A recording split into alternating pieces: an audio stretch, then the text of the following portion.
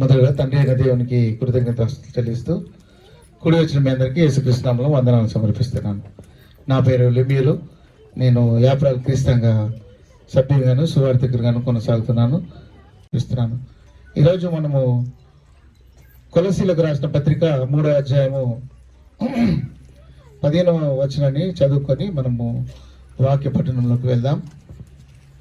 కొలసీలకు రాసిన పత్రిక 3వ అధ్యాయము 15వ వచనము. క్రీస్తు అనుగ్రహించు సమాధానము మీ హృదయములలో ఏలించినయుడి, ఇందుకొరకే మీరొక్క శరీరముగా పిలువబడితిరి మరియు కృతజ్ఞులై ఉన్నది. అపోస్తలుడైన పౌలు కొలసీ సంఘానికి పత్రిక రాస్తూ పరిశుద్ధాత్మ ప్రేరణ ద్వారా ఈ సంగతిని తెలియజేస్తున్నాడు. ఇందాక చదవబడిన వాక్యానికి దానికి సంబంధించిన వచనాన్ని, ఎందుకంటే దేవునికి కృతజ్ఞులైన ఈరోజు మనము ఈ వికారాబాద్ ప్రాంతంలో కృతజ్ఞత కూడిక కలిగి ఉన్నాం కదా. మరి కృతజ్ఞత కలిగి ఉన్న మనము దేని నిమిత్తము కృతజ్ఞులై ఉండాలన్నది మనము కొన్ని లేఖనాల ద్వారా మన ఆత్మ సంబంధమైన జీవితాన్ని గురించి పరిశీలించుకుందాం. క్రీస్తు అనుగ్రహించే సమాధానము. మొట్టమొదటిగా క్రీస్తు అనుగ్రహించే సమాధానం. ఈ సమాధానం ఎలాంటి సమాధానం అంటే, దేవునితో ఉన్న శత్రుత్వాన్ని తీసివేయడానికి పరమును వీడి మన ప్రభు అయిన యేసుక్రీస్తు వారు శరీరధారిగా ఈ భూమి మీద ఏతించి మనకును దేవునికి ఉన్న ఉగ్రతను తీసివేసి సంధి చేసి సమాధానపరిచాడు. ఎఫెసీయులకు రాసిన పత్రిక 2వ అధ్యాయము 11వ వచనము. కాబట్టి మునుపు శరీర విషయంలో అన్యజనులై ఉండి శరీరమందు చేతితో చేయబడిన సున్నతి గలవారనబడిన వారి చేత సున్నతి లేని వారనబడిన మీరు ఆ కాలం మందు ఇశ్రాయేలుతో సహపరులు కాక పరదేశులను, వాగ్దాన నిబంధన లేని పరజనులను, నిరీక్షణ లేని వారును, లోకమందు దేవుడు లేని వారి నుండి క్రీస్తుకు దూరస్తులు ఉంటుందని మీరు జ్ఞాపకం చేసుకున్నది కదా. ఈరోజు క్రీస్తుకు దూరస్తులైన వారు క్రీస్తు శరీరంలో మరి సభ్యులు అవుతున్నారు, అవయవాలు అవుతున్నారు కదా. మరి ఒకప్పుడు దేవుడు ఏర్పరచుకున్న ప్రజలు, ఆ ప్రజలు ఎవరంటే మనకందరికీ తెలిసినట్టుగా ఇశ్రాయేల్ ప్రజలు. నిర్గమకాండము 19వ అధ్యాయము 5వ వచనాన్ని మనం గమనించి చదువుకున్నట్టయితే, నిర్గమకాండము 19వ అధ్యాయము 5-6 వచనాలు. కాగా మీరు నా మాట శ్రద్ధగా విని నా నిబంధనను అనుసరించి నడిచిన యెడల మీరు సమస్త జనులలో నాకు స్వకీయ సాంపద్యమగుదురు. సమస్త భూమియు నాదే కదా. మీరు నాకు యాజక రూపమైన రాజ్యముగాను పరిశుద్ధమైన జనముగాను ఉందిరని చెప్పుము. అదనమాట. ఇశ్రాయేల్ ప్రజలను ఈ లోకం నుండి ఏర్పరచుకొని వారిని ఏం చేశారంటే, దేవుడు కాగా మీరు నా మాట శ్రద్ధగా విని నా నిబంధనను అనుసరించి నడిచినలా మీరు సమస్త జనములలో నాకు స్వకీయ సాంపద్యమగుదురు. అంటే దేవుడు ఏమంటుంటే, నా సొంత ఆస్తి మీరు. ఎలా అంటే ఎప్పుడైతారంట, నా మాట శ్రద్ధగా విని నా నిబంధనను అనుసరించి నడిచినడలా కండిషన్స్ పెట్టుకున్నాడు దేవుడు. మొదటి నిబంధన మాటను దేవుని మాటను వినాలి. తర్వాత ఆయన ఇచ్చే నిబంధనలో అంటే ఆజ్ఞల్లో మనం జీవించాలి. ఇదే దేవుడు కోరుకున్నదన్నమాట. అప్పుడు మీరు నాకు స్వకీయ సాంపద్యమగుదురు, ఎందుకంటే సమస్త భూమి నాదే కదా. మీరు నాకు యాజక రూపమైన రాజ్యముగాను పరిశుద్ధమైన జనముగా ఉందిరని చెప్పుమని దేవుడు మోషే గారితో ఈ సంగతులను తెలియజేస్తున్నాడు.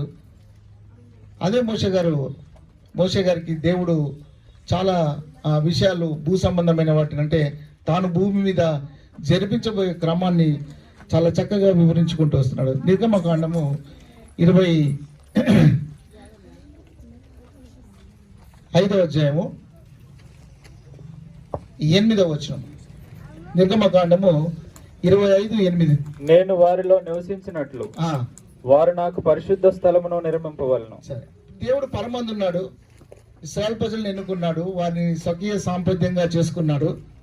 వారిని ఈ భూమి మీద 2 కండిషన్స్ పెట్టారు. మీరు నా మాటను శ్రద్ధగా విని, అంటే నా మాట అంటే దేవుడు వారితో మాట్లాడలేదు. సీనాయి పర్వతం మీద మోషే గారితో మాట్లాడి మోషే గారికి ధర్మశాస్త్రాన్ని ఇచ్చాడు.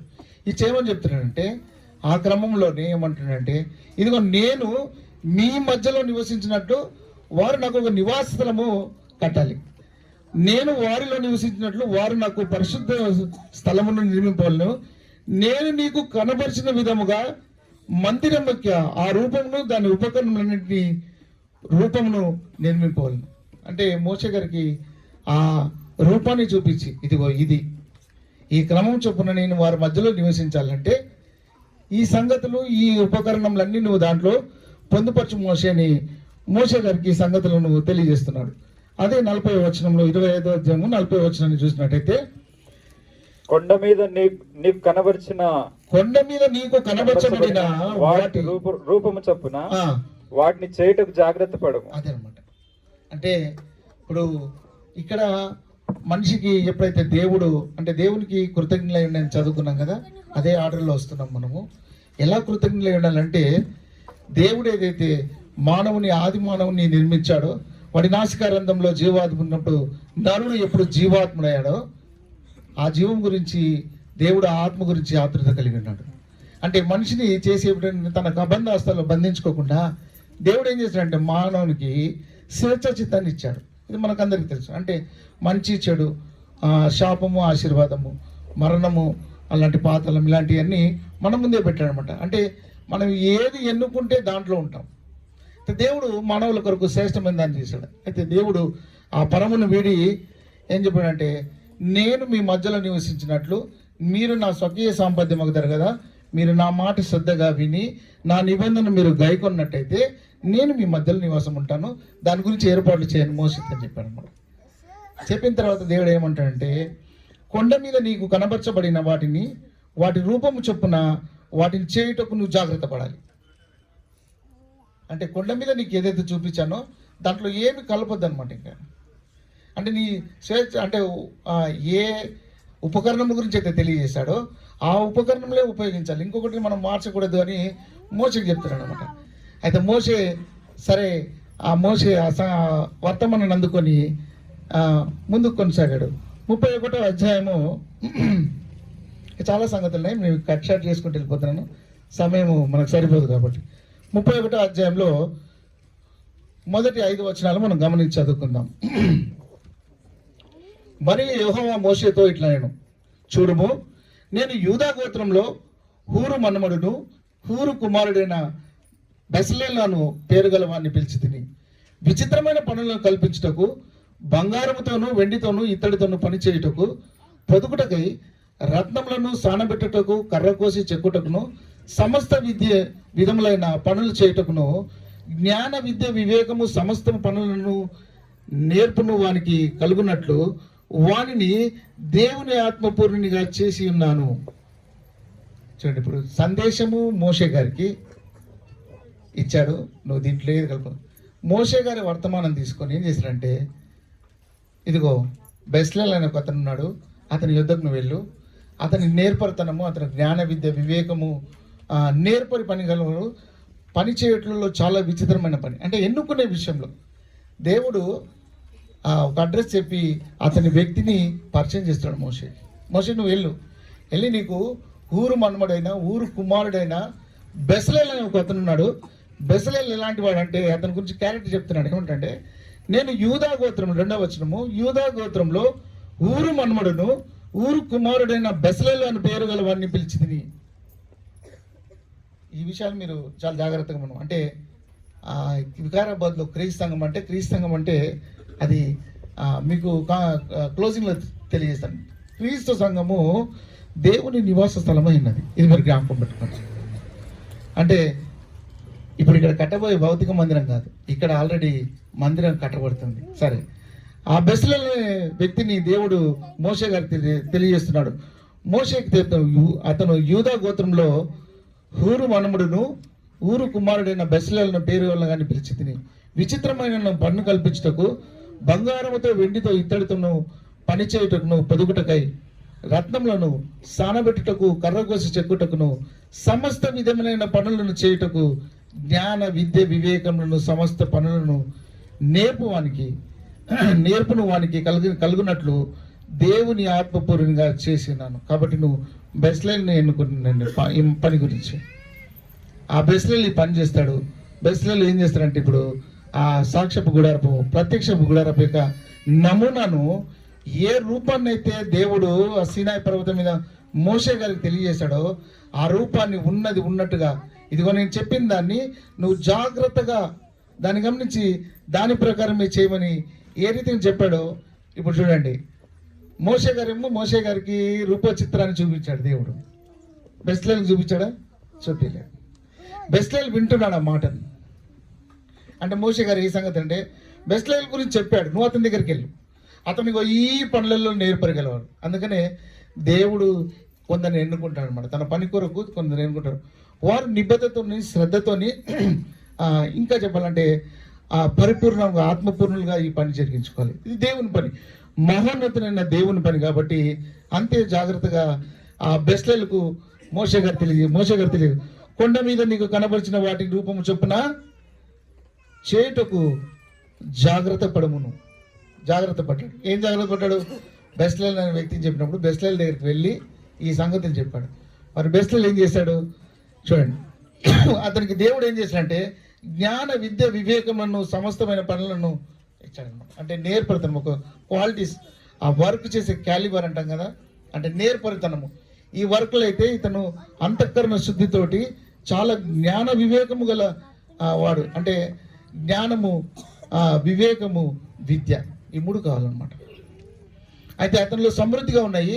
అతని పనిలో ఆ పని చేయట్లలో చాలా నేర్పరగలవాడు కాబట్టి నువ్వు అతని దగ్గరికి వెళ్ళమన్నాడు. అతనికి సాటి అయిన సహకారం ఇంకొక అతను పెట్టాడు. 6వ వచనం నుండి 6వ వచనం చదవండి. 31. మరియు నేను దాను గోత్రంలోని ఐసామాకు కుమారుడైన అహలోయాబును అతనికి తోడు చేస్తిని. నేను నీకు ఆజ్ఞాపించినవన్నీ చేయనట్లు జ్ఞాన హృదయులందరి హృదయములలో జ్ఞానమును ఉంచి ఉన్నాను. ప్రత్యక్షపు గుడారమును, సాక్ష్యపు మందసమును, దాని మీదనున్న కరుణాపీఠమును, ఆ గుడారపు ఉపకరణములన్నిటినీ, బల్లయు దాని ఉపకరణములను, నిర్మలమైన దీపవృక్షములు దాని ఉపకరణములన్నిటినీ, ధూపవేదికను, దహన బలిపీఠమును దాని ఉపకరణములన్నిటినీ, గంగాళమును దాని పీటను, యాజక సేవ చేయనట్లు సేవా వస్త్రములను, యాజకుడైన అహరోను యొక్క ప్రతిష్ఠిత వస్త్రములను, అతని కుమారుల వస్త్రములను, అభిషేక తైలమును, పరిశుద్ధ స్థలము కొరకు పరిమళ ధూప ద్రవ్యములను నేను నీకు ఆజ్ఞాపించిన ప్రకారముగా వారు సమస్తమును చేయవలెను. అదనమాట ఇద్దరి మీద బాధ్యత. మోషే గారికి ఈ సంగతులు తెలియజేసి చూపించాడు దేవుడు సీనాయి పర్వతం మీద. ఆ సంగతులను మోషే గారికి ఏంటంటే బెస్లేల్ గురించి చెప్పి బెస్లేల్కు తోడుగా అహోయిలాబుని తోడుగా పెట్టాడు. వీరి ప్రత్యక్ష గుడారపు చేయ విషయంలో చాలా శ్రద్ధ కలిగి ఉన్నారు కాబట్టి వీరిని ఎన్నుకొని దేవుడు ఏం చేశాడంటే వారికి ఈ బాధ్యత అప్పచెప్పాడు. ఇది ప్రత్యక్షపు గుడారపు యొక్క నమూనా. అలాగే మనము రెండో వ్యక్తిని మనం గమనించినట్టయితే సొలొమోను, దీని తదనంతరము దేవుడు సొలొమోను ఎన్నుకున్నాడు దేవాలయం కట్టడానికి. అంటే దావీదుకు ఒక మనసును పుట్టించాడు. ఏం మనసు పుట్టించాడు? ఇదిగో నేను ఈ రాజనగరాలలో ఉంటున్నాను, నేను ఈ రాజభవంతులలో ఉన్నప్పుడు సర్వోన్నతుడైన దేవుడు మరి డేరాలలో ఉండడం ఎందుకు అంటే ఈ ప్రత్యక్ష గుడారం ఏంటంటే ఇశ్రాయేలు ప్రజలు ఎక్కడికి వెళ్తే అక్కడ ఆ ప్రత్యక్ష గుడారపు వేయాలి, అక్కడ దేవుణ్ణి ఆరాధించాలి, ఆయన కోరిన విధంగా బలు అర్పించాలి. ఇదంతా వారికి ఇవ్వబడిన నిబంధన. ఆ నిబంధనలో వారు ఏమాత్రము తప్పులు చేసిన వారు శిక్షణ అందినట్టు మనము లేఖనాలు గమనిస్తాం. అలాగే దేవుడు దావీదుకు ఒక మనసును కలిగించాడు. ఏంటంటే ఆ మందిరము దేవాలయం కట్టాలని. 2వ సమూయేలు గ్రంథము 7వ అధ్యాయము 11, 12 వచనాలు. 2వ సమూయేలు 7వ అధ్యాయము 11. నీ శత్రువుల మీద నీకు జయమిచ్చి నీకు నెమ్మది కలుగజేసి ఉన్నాను. మరియు యెహోవానగు నేను నీకు తెలియజేయనదేమనగా, నేను నీకు సంతానము కలుగచేయుదును. నీ దినములు సంపూర్ణములగినప్పుడు నీవు నీ పితరులతో కూడా నిద్రించిన తరువాత నీ గర్భములో నుండి వచ్చిన నీ సంతతిని హెచ్చించి రాజ్యమును అతనికి స్థిరపరచుదును. అతడు నా నామ ఘనత కొరకు ఒక మందిరమును కట్టించును. అతని రాజ్యము సింహాసనమును నేను నిత్యముగా స్థిరపరచుదును. చాలు. ఇక్కడ మనం లేఖనాలు చదివేటప్పుడు మనకు సొలొమోను కనిపిస్తుంటాడు, ప్రవచనం రూపంలో మన ప్రభు అయిన యేసుక్రీస్తు వారు. నేను అందుకే చెప్పాను, మోషే గారికి దేవుడు ఏ విషయాలైతే కనబరిచాడో, ఏ విషయాలైతే ఆ రూపాలు చూపించాడో వాటిని బెస్లేలును ఎన్నుకొని బెస్లేల్ ద్వారా జరిగించాడు, బెస్లేలకు తోడుగా అహోవిలాపుని ఎలాగించాడు, అలాగే దేవుడు తన సింహాసనం మీద దావీదుని ఎన్నుకొని దావీదుని కూర్చున్నబట్టి దావీదుకి మనసు కలిగి, అంటే దేవుడు ఈ డేరాలో ఉండడం ఎందుకు, దేవునికి ఒక మంచి దేవాలయం కట్టాలి, ఆ దేవాలయంలో సర్వోన్నతులైన దేవుడు ఉండాలని కోరిక కలిగినాడు. అయితే ఈ బెస్లేలు యేసుక్రీస్తు ప్రభు వారికి నీడగా కనబడుతున్నారు. అంటే నిజ స్వరూపంలో యేసుక్రీస్తు ప్రభు వారిని చూసినప్పుడు బెస్లేల్ యొక్క చరిత్ర, బెస్లేల్ యొక్క నీడ మనకు కనబడుతుంది. బెస్లేలు మీరు జాగ్రత్తగా గమనించండి, లేఖనాలు గమనించండి, యూదా గోత్రం నుండి వచ్చాడు. అలాగే అహోయిలాబు దాను గోత్రం నుండి, అంటే దాను గోత్రము ఎలాంటిదంటే ఇశ్రాయేలులో 12 గోత్రములలో ఈ దాను గోత్రము చాలా చిట్ట చివరి గోత్రం అన్నమాట. అందుకని దేవుడు ఏం చేస్తాడంటే ఎప్పుడు పక్షపాతి కాదు, దేవుడు అందరినీ ప్రేమిస్తాడు. అందుకనే తాను ప్రేమించిన తన కుమారుని యొక్క రాజనివాసులుగా చేయాలని ఎప్పుడైతే నిశ్చయించుకున్నాడో, భవిష్యత్ జ్ఞానం పెరిగిన దేవుడు అలాగూ తన సంకల్పాన్ని నెరవేర్చుకుంటూ వస్తున్నాడు. ఇరువురిని ఎన్నుకొని తిరిగి ఆ ప్రత్యక్ష గుడారపుని దేవాలయంగా కట్టబట్టకు దావీదుకు మనసు కలిగించి, దావీదు చేతులు రక్తంతో యుద్ధాలతో నిండిన కాబట్టి తన కుమారుడైన సొలొమోను ద్వారా ఈ కార్యక్రమం జరిగించాలనుకున్నాడు. మరి సొలొమోను ఏం చేశాడు? 2వ దినవృత్తాంతాల గ్రంథము 1వ అధ్యాయము 5వ వచనం. 2వ దినవృత్తాంతాలు 1వ అధ్యాయము 5వ వచనం. ఊరు కుమారుడైన ఊరికి పుట్టిన బెస్లేలు చేసిన ఇత్తడి బలిపీఠంను అక్కడ యెహోవా నివాసస్థల మీదట ఉండగా సొలొమోను సమాజపు వారు దాని యొద్ద విచారణ చేసిరి. సమాజపు గుడారము మందిరము యెహోవా సన్నిధి ఇత్తడి బలిపీఠం వద్ద సొలొమోను పోయి దాని మీద 1000 దహన బలి నర్పించాడు. చూడండి, ప్రత్యక్ష గుడారపు యొక్క తిరిగి దేవాలయం కట్టినప్పుడు ఏదైతే బెస్లేల్ ద్వారా అహోయిలాబులు ఇరువురు కట్టారో దాని యుద్ధకెళ్ళి సొలొమోను విచారం చేస్తాడు అన్నమాట. అంటే అది దేవుని ఆజ్ఞల మేరకు, దేవుని నిబంధన ప్రకారము, దేవుని కోరిన విధంగా అది కట్టబడింది కాబట్టి దాని యొద్దకు వెళ్ళి సొలొమోను దీన్ని నిర్మించడానికి దాని యొద్ద వెళ్ళి విచారణ కలిగింది అనమాట. దాన్ని విచారించాడు, ఇలా కట్టారు దేంటి అనే విషయాలు. అలాగే సొలొమోనుకి ఒక సహకారిని ఇస్తాడు దేవుడు, పరమందుని దేవుడు. 2వ అధ్యాయము 13-14 వచనాలు. తెలివియు వివేచన గల హూరాము అను ఒక చురుకైన పనివాణ్ణి నేను నీ యొద్దకు పంపుచున్నాను. అతడు దాను వంశస్థురాలకు ఒక స్త్రీకి పుట్టినవాడు.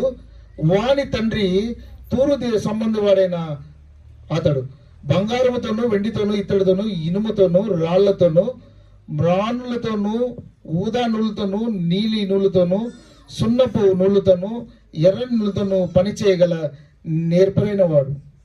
సకల విధమైన చెక్కడపు పని యందు మచ్చలు కల్పించటందును యుక్తి కలిగి నీ పని వారికి నీ తండ్రి అయిన దావీదు అను నా ఏలిన వాడికి నియమించిన చదవండి ఉపశాయశాలకు సహకారి ఏంటని నిరూపించుటకు తగిన సామర్థ్యం గలవాడు. అదనమాట, సామర్థ్యం గలవాడు. ఎవరైనా హూరాం. ఇప్పుడు చూడండి, బెస్లేల్ ఏ గోత్రం నుండి యూదా గోత్రం నుండి వచ్చాడో అదే యూదా గోత్రం నుండి దేవుని యొక్క సంకల్పంలో మార్పు లేదు. అందుకనే దేవుడు క్రీస్తు ప్రభు సంఘం అనేసరికి చాలా మందికి ఏంటంటే ఇది క్రీస్తు సంఘం అంటే ఒక డినామినేషను, లేకపోతే వీరు ఒక పేరు పెట్టుకుని వెళ్తున్నారు. ప్రవచనాల నుండి, పాత నిబంధన నిర్గమాకాండం నుండి, మోషే నుండి ఆ ఛాయారూపాన్ని మనకు తెలియజేసుకుంటూ వస్తున్నాడు. ఆ ప్రత్యక్ష గుడారం అయిన తర్వాత దేవాలయం కట్టబడేటప్పుడు ఆ దేవాలయం యొక్క ఉపకరణములు, దేవాలయంలో ఉండే స్థితిగతులను నిర్మించుటకు మొదటి వారు ఎక్కడికి వెళ్ళి విచారించారు? ప్రత్యక్ష గుడారపు అక్కడికి వెళ్ళి విచారించారు. అది బెస్లేలు అహోయిలాబు మోషే తెలియజేసిన ప్రకారం చేశారు లేదండి. అలాగే అదే యూదా గోత్రం నుండి సొలొమోను ఎన్నుకొని సొలొమోనుకు అతనికి సహకారిగా హూరామును అనుగ్రహించాడు. అతను దాను గోత్రమే. అంటే సంకల్పంలో మార్పులేదు, దేవుని ఉద్దేశంలో మార్పులేదు. దేవుడు ఆ దేవాలయాన్ని సొలొమోను ద్వారా కట్టించుకోవాలని నిర్ణయించుకున్నాడు కాబట్టి ఆ దేవాలయం కట్టబడ్డకు ఆ ఇరువురు ప్రయాసపడినట్టు మనం చూస్తాం. కాబట్టి దేవుని యొక్క ఆజ్ఞలు, మాటలు, నిబంధనలు జాగ్రత్తగా గమనించి దాని యందు ఆసక్తి గల వారు దాన్ని పని చేయుటకు దేవుడు, భవిష్యత్ జ్ఞానం పెరిగిన దేవుడు ఎవరిని ఎప్పుడు వెన్నుకోవాలన్నా ఎన్నుకొని తన పని తాను జరిగించుకుంటూ వెళ్తుంటాడు అనమాట. కాబట్టి సొలొమోను ద్వారా ఆ దేవాలయం కట్టింది, అది మనకు అందరికీ తెలిసిన విషయమే. అలాగే మత్తయి సువార్త 12వ అధ్యాయము 42వ వచనము. మత్తయి సువార్త 12వ అధ్యాయము 42వ వచనము.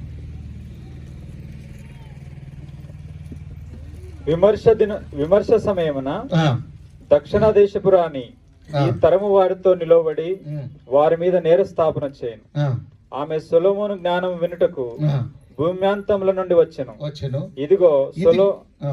ఇదిగో సొలొమోను కంటే గొప్పవాడు ఇక్కడ ఉన్నాడు. చాలు. ఇప్పుడు అదే యూదా గోత్రం నుండి మన ప్రభు అయిన యేసుక్రీస్తు వారిని దేవుడు పరలోకంలో ఆ సంగతులన్నీ తెలియజేసి, ఇదిగో మనుషులు పాతాళమునకు పట్టబడుచున్నారు, వారిని ఏంటంటే పాతాళం నుండి విముక్తి చేయడానికి లేకుంటే విడుదల చేయడానికి తన కుమారుడైన మన ప్రభు అయిన యేసుక్రీస్తు వారిని ఎన్నుకున్నాడు. ఆయనకి ఎన్నుకొని ఇప్పుడు ఆ శేపాదేశపురాన్ని ఏమంటుంది, ఆమె సొలొమోను జ్ఞానము వినుటకు భూదేంతముల నుండి వచ్చెను, ఇదిగో సొలొమోను కంటే గొప్పవాడు ఇక్కడ ఉన్నాడు. అందుకే బెస్లేనికి జ్ఞానం ఇచ్చాడు, జ్ఞాన విద్య వివేకములను, విజ్డమ్, నాలెడ్జ్, అండర్స్టాండింగ్. అంటే ఈ పని చేయట్లేదు.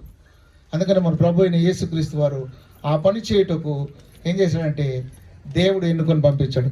మత్తయి సువార్త అదే 16-18 మనకందరికీ సుపరిచితమైన వాక్య భాగము. 16-18.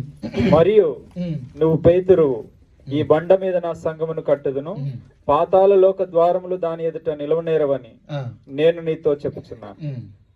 పరలోక రాజ్యం యొక్క తాళపు చెవులు నీకు ఇచ్చేదను. నీవు భూలోకమందు దేనిని బంధించదువో అది పరలోకమందును బంధింపబడును. అదనమాట. ఇప్పుడు సందేశం విన్న వ్యక్తి ఎవరంటే మన ప్రభు అయిన యేసుక్రీస్తు వారు. చెబుతున్న కట్టబడేవారు ఎవరంటే అపోస్తులు. ఇదిగో పేతురు, ఈ బండ మీద నా సంఘమును కట్టుదును, దాని ఎదుట పాతాళలోకపు తాళపు చెవులు నిలవలేని ఉంటాయి. ఎందుకంటే ఇదిగో మరణము చూడక బ్రతుకు నరుడు ఉన్నాడంటే ఎవరు లేరు. పాతాళ వశము కాకుండా తనను తాను తప్పించుకునే మార్గము దేవుడు నిర్దేశించాడు. అందుకని సామెతల గ్రంథంలో ఇదిగో పాతాళమునకు పోవు మా దారంలో బుద్ధిమంతుడు వెళ్ళడు అంటాడు. అంటే పాతాళంకి ఏదైతే వెళ్తుందో అది దేవుని ఆజ్ఞలకు దేవుని నిబంధనలకు లేనట్లుగా మనం గమనిస్తుంటాం. కాబట్టి దేవుడు ఇప్పుడు ఏం చేశాడంటే ప్రభువుని యేసుక్రీస్తు ద్వారా తన ఉద్దేశాన్ని భవిష్యత్ జ్ఞానం పెరిగిన దేవుడు తిరిగి ఇప్పుడు ఏంటంటే ప్రత్యక్ష గుడారపు దేవాలయపు యొక్క ఛాయారూపాన్ని తీసుకొస్తున్నాడు. అంటే ఇప్పుడు ఇక్కడ ఏముంటుందంటే తన మాట, తన ఆజ్ఞలు, తన నిబంధన ఇక్కడ ఉంటుందన్నమాట. ఆ దేవాలయం గురించిన సందేశం మనం గమనించినట్లయితే మార్కు రాసిన సువార్త 13వ అధ్యాయము 1-2 వచనాలు. ఆయన దేవాలయంలో నుండి వెళ్ళుచుండగా ఆయన శిష్యుల్లో ఒకడు, బోధకుడా, ఈ రాళ్ళు ఎలాంటివో ఈ కట్టడంలో ఎలాంటివో చూడమని ఆయనతో నేను. అందుకు యేసు, ఈ గొప్ప కట్టడంలో చూస్తున్నావే, రాతి మీద రాయి ఒకటైనను ఇక్కడ నిలిచి ఉండకుండా పడద్రోయబడినని అతనితో చెప్పాను. ఇప్పుడు ఏంటంట అంటే ఏ ప్రత్యక్ష గుడారపు గురించి దేవుడు చెప్పాడో, ఏ ప్రత్యక్ష గుడారపు దగ్గర సొలొమోను వెళ్ళి విచారణ చేసి ఆ దేవాలయం కొట్టాడో, ఆ దేవాలయం గుండా వెళ్తున్నప్పుడు యెరూషలేము నుండి ప్రభు అయిన యేసుక్రీస్తు వారికి శిష్యులు చెప్తున్నాడు, ప్రభు ఈ రాతిని చూసారా, ఈ కట్టడం చూసారా, ఈ కట్టడము దీని యొక్క పనితనం గురించి చెప్తుంటే ప్రభు అయిన యేసుక్రీస్తు వారు ఏం చెప్పాడంటే, లేదు, ఈ రాతి మీద రాతి ఒకటే ఇది పడదొరకబడను. అలాగే యోహాను సువార్త 2వ అధ్యాయము 19 వచనం. 2:19 యోహాను సువార్త. యేసు, ఈ దేవాలయమును పడగొట్టుడు, 3 దినములలో దాన్ని లేపుదనని వారితో చెప్పాను. యూదులు ఈ దేవాలయమును 46 సంవత్సరములు కట్టిరే, నీవు 3 దినములలో దాన్ని లేపుదువా అని అనిరి. అయితే ఆయన తన శరీరమైన దేవాలయమును గురించి ఈ మాట చెప్పాను. అదనమాట. ఏంటంటే ఇప్పుడు ఎలాంటి దేవాలయం కట్టబడాలి? అది ఆత్మ సంబంధమైన దేవాలయము, అది దేవుడు కోరిన విధంగా. ఇప్పుడు ఏంటంటే భౌతికమైన కట్టిన రెండు చోట్ల చాలా సంగతులు జరిగాయి, బట్ వివరించడం మనకు సరిపోదు. దేవుని చిత్తమైతే ఎప్పుడన్నా మనం ఇంకో సందర్భంలో దీని గురించి మనం తెలుసుకుందాం. అయితే అవి అయిపోయిన తర్వాత దాని గురించిన ఉపకరణం గురించి, దాని కట్టడం గురించి ప్రభు అయిన యేసుక్రీస్తు వారికి శిష్యులు చెప్తున్నప్పుడు, ఇదిగో ఈ రాతి మీద రాయి కట్టబడింది కదా, ఇది పడగొట్టబడి తిరిగి 3 దినముల్లో కట్టబడుతుంది. అంటే ఆశ్చర్యం ఇప్పుడు ఏంటి 3 దినములు ఎలా కట్టబడుతుంది? అది కట్టడానికి 20 వచనం, యూదులు ఈ దేవాలయమును 46 సంవత్సరములు కట్టివే, నువ్వు 3 రోజుల్లో ఎట్లా కడతావు, కట్టలేం కదా అని ఆశ్చర్యాన్ని వ్యక్తపరిచారు అక్కడ. అలాగే మార్క్స్ వార్త 14వ అధ్యాయము 57, 59 వచనం చూద్దాం. మార్క్స్ వార్త 14వ అధ్యాయము 57, 59 వచనం కలిసి ఉంటాయి. అప్పుడు కొందరు లేచి చేతి పని అయిన ఈ దేవాలయమును పడగొట్టి 3 దినముల్లో చేతి పని కాని మరి ఒక దేవాలయమును నేను కట్టుదునని వీడు చెప్పుచుండగా వింటిమని ఆయన మీద అబద్ధ సాక్ష్యం చెప్పిరి. అదనమాట, ఇది ఒక నెపం వేశారండి. అంటే 40 సంవత్సరాలు కట్టింది, దాదాపు కట్టింది సొలొమోను మహారాజు కట్టింది, మనము అక్కడ వెళ్ళి బలు చేసింది. ఈయన ఏం చేస్తున్నాడంటే అప్పుడు కొందరు లేచి చేతి పని అయిన ఈ దేవాలయంను పడగొట్టి అంటాడు. అంటే ఈయన 3 రోజుల్లో కడతా నువ్వు చెప్తున్నాడు కదా, ఇది ఒక నెపం ఆయన మీద వేసి ఆయన సిలువకు అప్పచెప్పినట్టు మనం చూస్తుంటాం. కాబట్టి పరమందున్న దేవుడు ఏ నివాసాలను అయితే కోరుకున్నాడో ఆ నివాసాలని తను ఎన్నుకున్న స్వకీయ సాంపద్యమైన ప్రజల దగ్గరికి వెళ్ళి, ఇదిగో ఈ ఉపకరణాలు, ఈ రూపచిత్రాన్ని మీరు తయారు చేయమని మోషేకి చెప్పాడు. మోషేకి సహకారిగా బెస్లేలు, అహోయాబులు ఇలాగిచ్చాడు.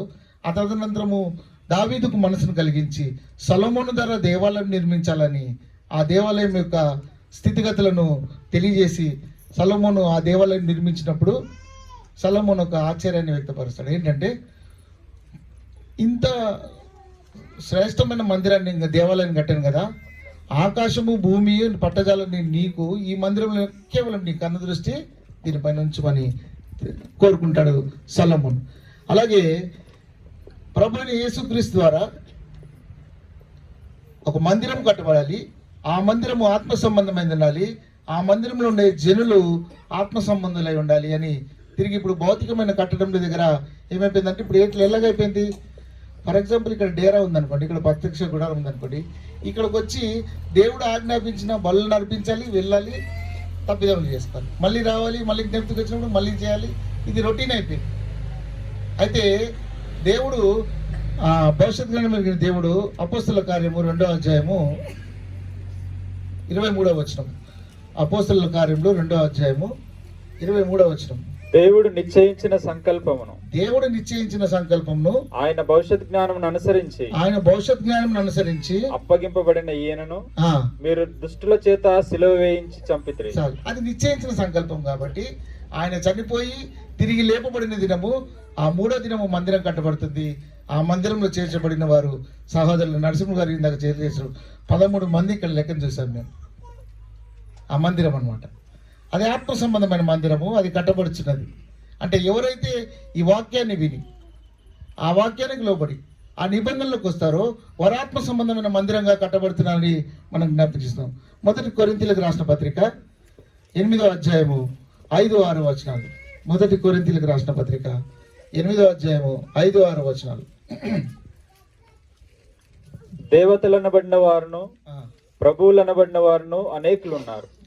ఆకాశమందైనను భూమి మీదనైనను దేవతలనబడినవి ఉన్నను. మనకు ఒక్కడే దేవుడు ఉన్నాడు, ఆయన తండ్రి. ఆయన నుండి సమస్తమును కలిగెను, ఆయన నిమిత్తం మనం ఉన్నాము. మరియు మనకు ప్రభు ఒక్కడే, ఆయన యేసుక్రీస్తు. అదనమాట. ఇప్పుడు ఏంటంటే దేవుడు ఆ సంకల్పాన్ని నిశ్చయించుకున్నాడు. ఏమంటే మనకు ప్రభు ఒక్కడే, ఆయన యేసుక్రీస్తు, ఆయన ద్వారా సమస్తం కలిగిన మనము ఆయన ద్వారా కలిగిన వారము. అలాగే తండ్రి గురించి మనం మాట్లాడుతున్నప్పుడు పరిశుద్ధాత్ముడు ఆకాశం అందైనను భూమి మీదనైనను దేవతలనుడి ఉన్నను మనకు ఒక్కడే దేవుడు ఉన్నాడు, ఆయన తండ్రి, ఆయన నుండి సమస్తము కలిగిన. అంటే ఉద్దేశం ఆయనది ఇక్కడ నెరవేర్చిన వాడు ప్రభు అయిన యేసుక్రీస్తు వారు. ఆత్మ సంబంధమైన మందిరాన్ని కట్టడానికి ఎవరికి ఇచ్చాడు బాధ్యత అంటే అపోస్తలకు, ప్రవక్తలకు ఇచ్చాడు అనమాట. అంటే ప్రవక్తల యొక్క ప్రవచనాలు నెరవేర్పు అపోస్తలు ఏం చేస్తారంటే దాన్ని నాటుకుంటూ వెళ్ళారు.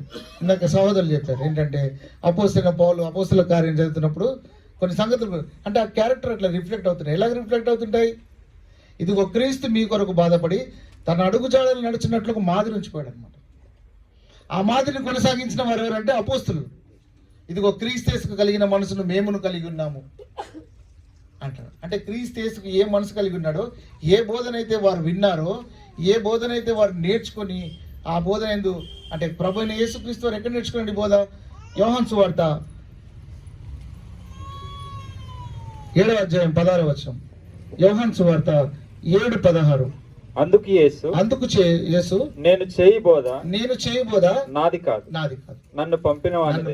అలాగే పరిశుద్ధాత్ముడు ఇదిగో నేను ఏవి వింటినో, ఏవి మీకు తెలుపబడిన వాటిని గురించే చెప్పాడని అక్కడ సంగతులను మనం గమనించగలుగుతాం. అలాగే కొలస్సీలకు రాసిన పత్రిక 1వ అధ్యాయము 12 నుండి మనం చదివితే, కొలస్సీ 1వ అధ్యాయము 12వ వచనం నుండి 20వ వచనం వరకు. మొదటి అధ్యాయం 9 కలిసి ఉంది.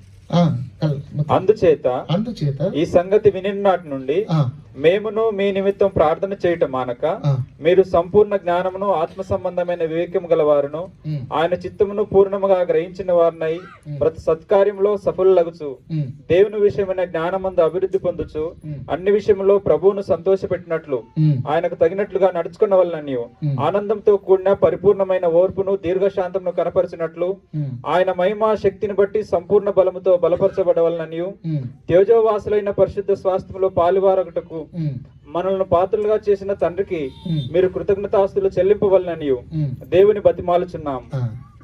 ఆయన మనలో అంధకార సంబంధమైన అధికారంలో నుండి విడుదల చేసి తాను ప్రేమించిన తన కుమారుని యొక్క రాజ్య నివాసులుగా చేసెను. ఆ కుమారుని యందు మనకు విమోచనము అనగా పాపక్షమాపణ కలుగుచున్నది. ఆయన అదృశ్య దేవుని స్వరూపి అయి సర్వ సృష్టికి ఆది సంభూతుడై ఉన్నాడు.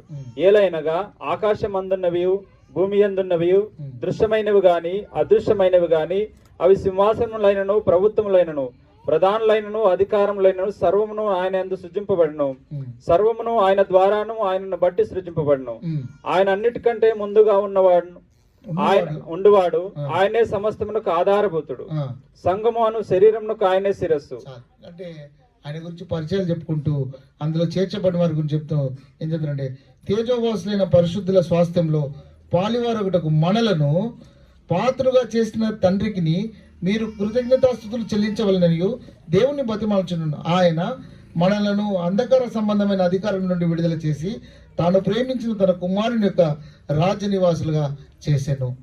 కాబట్టి దేవుడు ఏ సంకల్పాన్ని ఉద్దేశించుకున్నాడో ప్రభు అయిన యేసుక్రీస్తు ద్వారా సర్వము ఆయన ద్వారాను ఆయన బట్టి సృజింపబడెను. ఆయన అన్నిటికంటే ముందుగా ఉన్నవాడును, ఆయన సమస్తమునకు ఆధారభూతుడును, సంఘమును శరీరమునకు ఆయనే శిరస్సు. ఆయనకు అన్నిటిలో ప్రాముఖ్యము కలుగు నిమిత్తము ఆయన ఆదినే ఉండి మృతులలో నుండి లేచిచేత ఆది సంభూతుడు ఆయన. కాబట్టి ఏ మాటలైతే పరలోకమందు దేవుడు తండ్రి అయిన దేవుడు తెలియజేశాడో దాన్ని భూమి మీద చేశాడు. అంటే క్రీస్తు సంఘము దేవుని నివాసస్థలము నంబర్ 1. రెండోది ఏంటంటే పరమందున్న ఆ స్వాస్థ్యము మనకు క్రీస్తునందు మనకు అనుగ్రహింపబడింది. అందుకని ఇందుకు వచ్చిన వారికి ఏంటంటే సోదరులు తెలియజేశాడు, మమ్మల్ని పరలోకానికి మా స్వాస్థ్యాన్ని ఇచ్చాడని. ఆ ఎఫెసీయులకు రాసిన పత్రిక 1వ అధ్యాయము 3వ వచనము. మన ప్రభు అయిన యేసుక్రీస్తు యొక్క తండ్రి యొక్క దేవుడు స్తుతింపబడును గాక. ఆయన క్రీస్తునందు పరలోక విషయములలో ఆత్మ సంబంధమైన ప్రతి ఆశీర్వాదమును మనకు అనుగ్రహించాడు. అంటే ఇందులోకి వచ్చే వారికి ఏంటంటే ఎవరైతే ఆత్మ సంబంధమైన మందిరంగా కట్టబడ్డారో వారికి పరలోక శాస్త్రంలో పరలోకంలో ఉన్న ప్రతి ఆశీర్వాదము అనుగ్రహింపబడెను. చూడండి, మొదటిది భౌతిక సంబంధమైనది. దేవుడు ఒక రూపాన్ని తెలియజేశాడు. ఆ రూపాన్ని వెళ్ళి మోషే గారు ఏం చేశారంటే బెస్లేలకు అహోయిలాబుకు తెలియజేశాడు. వారు అదే విధంగా దాంట్లో ఏమి మార్పులు చేర్పులు చేయకుండా ఆ పనిని వారు చూసినట్టు దాన్ని చేశారనమాట. మోసే ఏ రీతిగా చూసి చెప్పాడో దాన్ని అలాగే చేశాడు. అలాగే సొలొమోను దావీదుకు దేవుడు హృదయాన్ని ఏ హృదయం అయితే కలిగించాడో దాన్ని పని చేయటకు తన కుమారుడైన సొలొమోను ఎన్నుకున్నాడో ఆ సొలొమోను ఆ పని ప్రారంభించే కంటే ముందుగా ఎక్కడికి వెళ్ళి విచారణ చేశాడు? ప్రత్యక్ష గుడారపు దగ్గరికి వెళ్ళి దాన్ని విచారణ చేస్తాడు అనమాట. అంటే అదే యూదా గోత్రం నుంచి. అయితే ఇప్పుడు ఏంటంటే ఇది ఆచారయుక్తంగా అవుతుంది అనమాట. దేవాలయాన్ని ఏం చేశారు వారు? వ్యాపార స్థలంగా చేసుకున్నారు. ఇందాక తెలియజేస్తున్నాడు ఏమన్నాడంటే చాలా కార్పొరేట్ బోధలు వచ్చేసాయి కదా. అంటే అవే బోధలు కార్పొరేట్ బోధలు వచ్చేసాయి. ఎందుకు వచ్చాయి? ఆ దేవాలయంలో కూడా ప్రభు అయిన యేసుక్రీస్తు వారు కోపపడిన ఒకే ఒక సందర్భము ఆయన దేవాలయాన్ని వ్యాపార స్థలంగా మార్చబడ్డాడు. కాబట్టి ఇప్పుడు ఏం చేశాడు దేవుడు అంటే భవిష్యత్తు అంటే మనం నిర్మించిన దేవుడు మనకు ఊపిరిని ఉనికిని దయచేసిన దేవుడు ఏం చేశాడంటే ఇప్పుడు ఇది కాదు, భౌతిక సంబంధమైనది కాదు. భౌతిక సంబంధమైనది ఏంటంటే వీరు ఆచారయుక్తంగా చేస్తారు, వెళ్తారు, మళ్ళీ పొరపాట్లు చేస్తారు. కాదు, మార్చేసి వీళ్ళనే దేవాలయంగా చేసేస్తారు. ఇదిగో మీరు మీ సొత్తు కారు వెలపెట్టి కొనబడిన వారు, మీ దేహము దేవుని వల్ల మీకు అనుగ్రహింపబడి అది పరిశుద్ధాత్మకు నిలయమైందని మీరు ఎరగరా అంటారు అనమాట. కాబట్టి దేవుడు ఏం చేస్తాడు ఇప్పుడు ఎవరు చేయొద్దు అనమాట. ఇప్పుడు నేను ఏమైనా నేను క్రీస్తు శరీరంలో అవయవమే ఉన్నాను అనమాట. అంటే నాలో ఏముండాలి, నాలో దేవుని నిబంధనలు నాట్లు ఉండాలి. నేను తప్పు చేయకూడదు. నేను తప్పు చేసినట్టుండి ఏం చేస్తున్నా, నా ప్రభు అయిన యేసుక్రీస్తు వారిని నేను అవమానపరిచిన. ఏప్రిల్ రాసిన పత్రిక 6వ అధ్యాయం చదవనక్కర్లేదు, మీ తర్వాత చదువుకోండి. అలాగే ఈ ఆత్మ సంబంధమైన మందిరంగా కట్టబడిన వారు ఎలాగుంటారు చూద్దాం ఒకసారి. కొలసి 2వ అధ్యాయము 2-3 వచనాలు కలిసి ఉంటాయి చూడండి. కొలసి 2:3 వచనాలు. 2వ వచనం కూడా చదవండి మొదటి నుంచి. నేను ఎంతగా పోరాడుచున్నానో మీరు తెలుసుకొనగోరుచున్నాను. వారు ప్రేమయందు అతకబడి సంపూర్ణ గ్రహింపు యొక్క సకల ఐశ్వర్యం కలిగిన వారై దేవుని మర్మమైన క్రీస్తును స్పష్టముగా తెలుసుకున్న వారై తమ హృదయములలో ఆదరణ పొందవలనని వారందరి కొరకు పోరాడుచున్నాను. బుద్ధి జ్ఞానంలో సర్వ సంపదలు ఆయన యందే గుప్తములై ఉన్నవి అదనమాట. ఇప్పుడు క్రీస్తులో ఆ బుద్ధి జ్ఞానంలో ఏవైతే బెస్లకి ఇచ్చాడో జ్ఞాన విద్య వివేకములు, సొలొమోను ఈ భూమి మీద అతని వంటి జ్ఞానవంతుడు దేవుని చేత అంటే బిర్దాంకితుడు ఉన్నాడు. అలాంటి జ్ఞానం ఎక్కడిచ్చాడు అంటే క్రీస్తు సంఘ సభ్యులకు ఇచ్చాడు. బుద్ధి జ్ఞానములు సర్వ సంపదలు ఆయన అందిందంటాడు. అలాగే పేతురు రాసిన మొదటి పత్రిక లూకా రాసిన వార్త అంతకంటే ముందు లూకా రాసిన వార్త 9వ అధ్యాయము 35వ వచనం. మరియు ఈయన నేను ఏర్పరచుకున్న నా కుమారుడు ఈయన మాట వినుడి అని ఒక శబ్దం ఆ మేఘంలో నుండి పుట్టాను. అదనమాట. ఇప్పుడు ఎవరు మాట వినాలి? యేసుక్రీస్తు వారి మాట వినాలి. ఆ మాట వినాలంటే ఇప్పుడు ఆయన పరలోకంలో ఏదైతే తండ్రి యొద్ద ఆ బోధన విన్నాడో, తండ్రి యొద్ద ఏదైతే నేర్చుకున్నాడో అది అపోస్తలకు తెలియజేశాడు. అందుకని ఆ క్రీస్తు ప్రభు వారు ఆ బాప్తిజం పొందినప్పుడు ఆ సంగతి మళ్ళీ ఒకసారి చదవండి. అదే మాట. మరియు ఈయన నేను ఏర్పరచుకున్న నా కుమారుడు ఈయన మాట వినుడి, ఈయన మాట వినుడి అనే ఒక శబ్దము ఆ మేఘంలో నుండి పుట్టింది. అదే కాబట్టి ఆయన మాటలు విన్నవారు దాంట్లో చేర్చబడతాడు. యోహాను సువార్త 3వ అధ్యాయము 34వ వచనం. యోహాను సువార్త 3వ అధ్యాయము 33-34 ఆయన సాక్ష్యం అంగీకరించిన వాడు దేవుడు సత్యవంతుడు అన్న మాటకు ముద్ర వేసి ఉన్నాడు. ఏలయనగా దేవుడు తాను పంపిన వానికి కొలత లేకుండా ఆత్మను అనుగ్రహించాడు. కొలత లేని ఆత్మ దేవుడు ప్రభు యేసుక్రీస్తు వారికి ఇచ్చాడు. ఎలాగైతే బెస్ట్లో చెప్పాడు, జ్ఞాన విద్య వివేకం కలిగి పనిచేయట విషయంలో నేర్పరగలవాడు కదా, దేవుని ఆత్మను నేను అతనికి అనుగ్రహించాడు. అంటే లిమిటెడ్ స్పిరిట్ అనమాట, హోలీ స్పిరిట్ అనమాట. అయితే ప్రభు యేసుక్రీస్తు వారికి ఎలాగంటే కొలతలు లేకుండా ఆత్మను అనుగ్రహించిన కనుక ఆయన దేవుని మాటలే పలుకును. తండ్రి కుమారుని ప్రేమించినాడు కనుక ఆయన చేతికి సమస్తము అప్పగించి ఉన్నాడు. కాబట్టి కుమారుని విశ్వసించువాడే నిత్య జీవం గలవాడు, కుమారునికి విధేయ కానివాడు జీవము చూడడు గాని దేవుని ఉగ్రత వాని మీద నిలిచి ఉండు. అదనమాట. ఏ ఉగ్రత దేవుడు ఆ భూమి మీద ఇచ్చాడు, ఆ ఉగ్రతను తీసివేయడానికి, సంధి చేసి సమాధానం చేయడానికి ప్రభు యేసుక్రీస్తు వారు వచ్చారు. అది ఇప్పుడు ఆత్మ సంబంధమైన మందిరాన్ని కట్టడానికి దేవుడు సంకల్పించుకున్న సంకల్పాన్ని ఒక 2-3 వచనాలు చూసుకొని మనం ముగించేద్దాం. పేతురు రాసిన మొదటి పత్రిక 2వ అధ్యాయము. సరే, అంతకంటే ముందు ఎఫెసీలకు రాసిన పత్రిక 2వ అధ్యాయము 19 నుంచి చదువుంటుంది. ఎఫెసీ 2:19. ఎఫెసీలకు రాసిన పత్రిక 2వ అధ్యాయము 19వ వచనం. వారు కట్టబడిన వారు ఎలా కట్టబడతారంటే కాబట్టి మీరు ఇక మీదట పరజనులను పరదేశులనై ఉండగా పరిశుద్ధులతో ఏకపట్టణస్థులను దేవుని ఇంటి వారనై ఉన్నారు.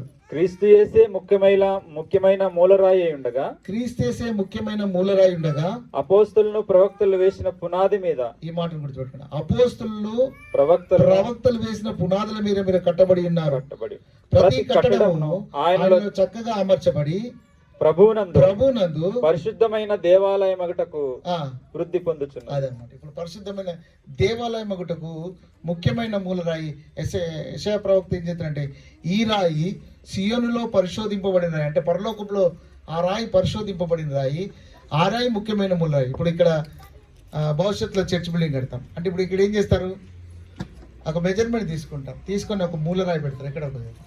అది ఆ రాయి లెవెల్లోనే ఈ భవనం కట్టబడాలి. అంటే నువ్వు క్రీస్తులో కట్టబడకపోతే, క్రీస్తులో ఏముందంటే ప్రవక్తల ప్రవచనాలున్నాయి, అపోస్తులు వేసిన పునాది మీద కట్టబడ్డాయి.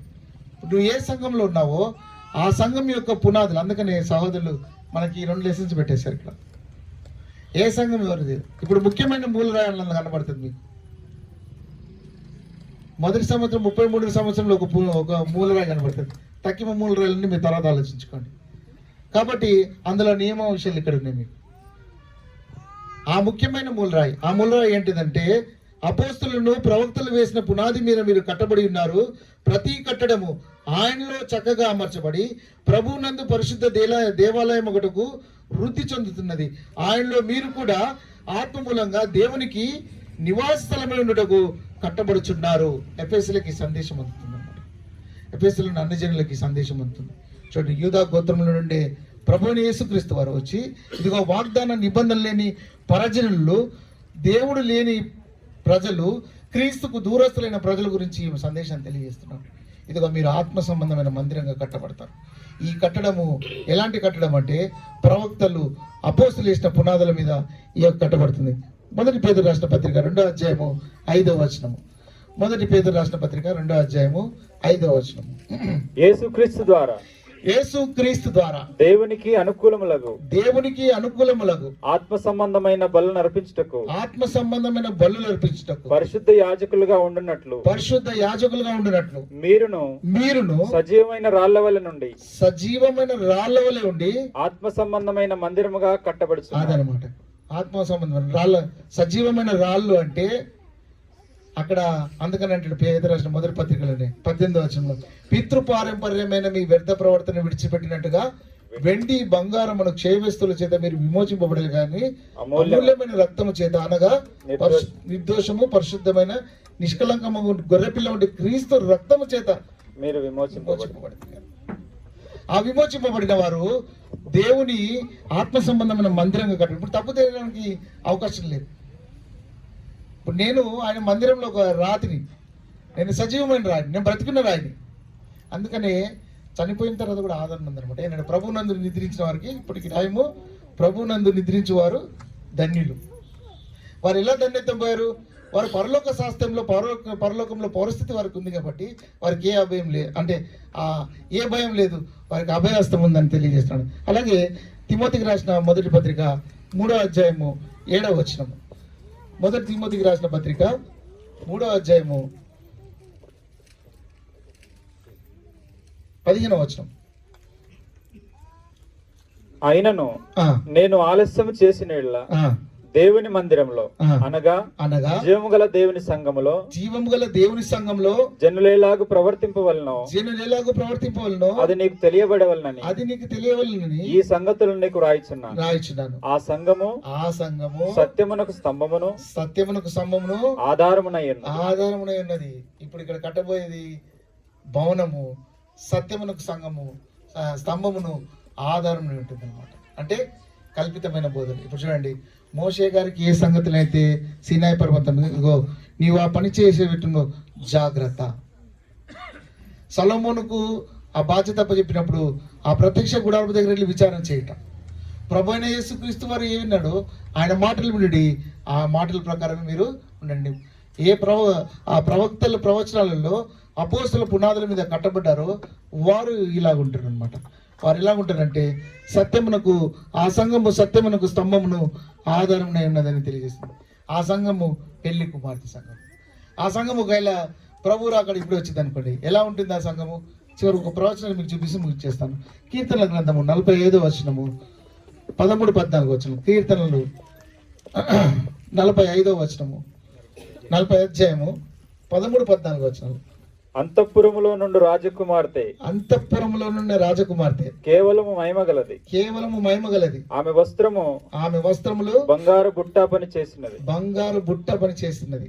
విచిత్రమైన పని గల వస్త్రములు ధరించుకున్న రాజునొద్దకు ఆమె తీసుకుని రాబడుచున్నది. అది చాలా అంటే ఆ రాజకుమార్తె ఎలాంటిదంటే విచిత్రమైన పనులు చేయటం, అంటే బంగారపు బుట్ట పనులు చేయటం. ఏ బంగారపు విద్యలో నాణ్యత, ఆ యొక్క నేర్పరితనము బెస్లేలకి, అహోరాముకి, సొలొమోనుకు, హురాముకి ఇచ్చాడు. అలాగే మనని ఎన్నుకొని దేవుడు తన మందిరంగా, ఆత్మ సంబంధమైన మందిరంగా కట్టబట్టకు ఆ రాజకుమారుని యొక్క పెళ్లి కుమార్తె, అంటే అది ఎలా ఉంటుందంటే అంతఃపురంలో నుండి రాజకుమార్తె కేవలము మహిమగలది, ఆమె వస్త్రము బంగారు బుట్టా పని చేయనది, విచిత్రమైన పని గల వస్త్రములు ధరించుకొని రాజునొద్దకు ఆమెను తీసుకొని రాబడింది. కాబట్టి క్రీస్తు సంఘమే దేవుని నివాసస్థలం. ఇక్కడ దేవుని నివాసస్థలం ఉండదు. ఎందుకు దేవుని నివాసస్థలం ఎలా ఉంటుంది? దేవుని ఆజ్ఞల మేరకు, దేవుని నిబంధన మేరకు, దేవుని కోరిక మేరకు అది కట్టబడుతుంది. కాబట్టి మనమే ఆత్మ సంబంధమైన మందిరము. మనం ఒకప్పుడు ఎన్నికలేని ప్రజలుగా ఉండి మనము క్రీస్తుకు దూరస్తులుగా ఉన్నప్పుడు ఆ క్రీస్తులోనికి మనము, అందుకని ప్రవచనం యెషయాలో అంటాడు, ఒక వచనం ప్రవచనం చూడండి బ్రదర్. యెషయా గ్రంథము 2వ అధ్యాయము 2వ వచనము. అంత్యదినములలో పర్వతముల పైన యెహోవా మందిర పర్వతపు శిఖరమును స్థిరపడిన కొండల కంటే ఎత్తుగా ఎత్తబడి ప్రవాహం వచ్చినట్టు సమస్త అన్ని జనులు దానిలోకి వచ్చుదురు. ఆ కాలంలో సియోను నుండి ధర్మశాస్త్రము, యెరూషలేము నుండి యెహోవాకు బయలువెళ్ళును. జనములు గుంపులుగా వచ్చి యాకోబు దేవుని మందిరమునకు, యెహోవా పర్వతమునకు వెళుదుము రండని, ఆయన మార్గముల విషయమే మనకు బోధించనని, మనము ఆయన త్రోవలో నడుతుమని చెప్పుకుందరు. భవిష్యత్తులో ఈ మాటను చెప్పుకుంటారు అనమాట. కాబట్టి దేవుడి సంకల్పంలో క్రీస్తు సంఘమే ఆయన నివాస స్థలం. క్రీస్తు సంఘం అంటే ఆషామాషి కాదు, ప్రవక్తల నుండి ప్రత్యక్ష గుడార్పు. అందుకనే హెబ్రీయుల రాష్ట్రపతి ఇది రాబోచున్న మేలుల ఛాయ. ఇప్పుడు అందులో ఎలాగున్నారో, ఇప్పుడు మనకు క్రీస్తు ప్రధాన యాజకుడుగా మనం అర్పించే ఆత్మ సంబంధమైన బలులు ఆయన పరలోకానికి చేయాలి. నరులకు దేవునికి మధ్యవర్తి ఒకడే, ఆయనే క్రీస్తేసను నరుడు. ఓపికతో ఉన్న మీకు అందరికీ వందనాలు తెలియజేస్తూ ఈ అవకాశం ఇచ్చిన వికారాబాద్ స్థానిక క్రీస్తు ప్రభు సంఘానికి నా హృదయపూర్వకమైన వందనాలు తెలియజేస్తున్నాను.